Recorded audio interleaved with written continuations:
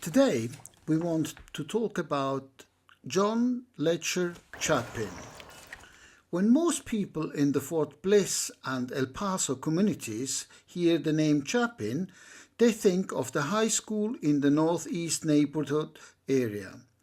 Most do not know that the school is named after the native El Pasoan and World War II hero Captain John L. Chapin. Chapin was born March 15, 1913 and attended grade school and high school in El Paso and Isleta school districts. He met his wife, Velma, when he was 9 years old and they married April 21, 1937. He went on to earn a chemical engineering degree from Texas A&M in 1936.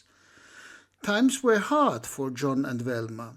The Depression was still going full force, and John found he could make more money working for the post office than working for low wages in the newly established chemical engineering field.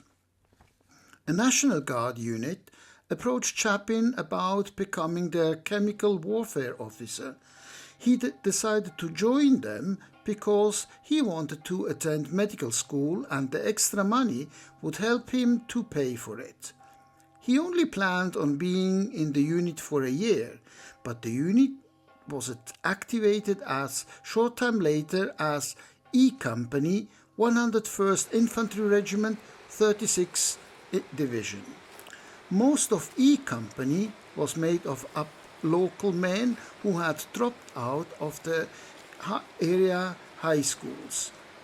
They had joined the National Guard for the training. E Company left El Paso to very little fanfare in November 1940 to train for the possibility of war.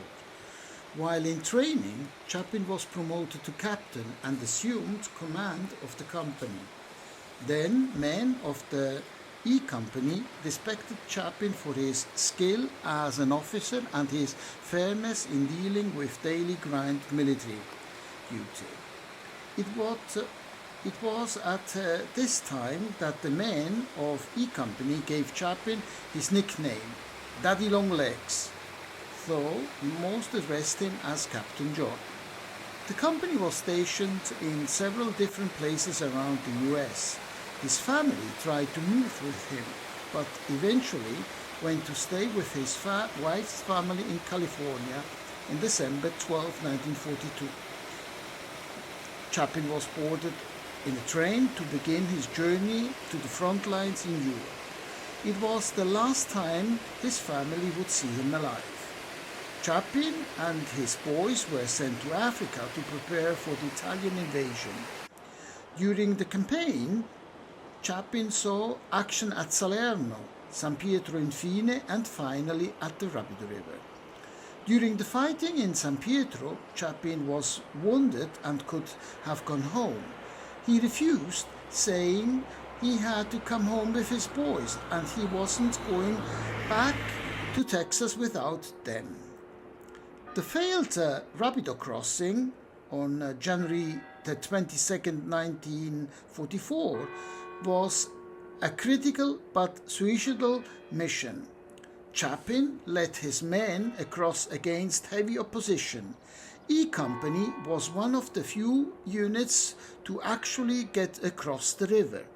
Chapin was found in the foxhole with a telephone in one hand and his carabine in the other hand. He earned the Silver Star for his heroics at the Rapido River. Velma Chapin did not hear about her husband's death for a month. His personal effects were returned to her, but Chapin's body was buried in a cemetery in Italy along with many of his boys. Captain John Letcher Chapin is buried at the Sicily Rome American Cemetery and Memorial in Nettuno, in Plot C, Row 3, Grave 10.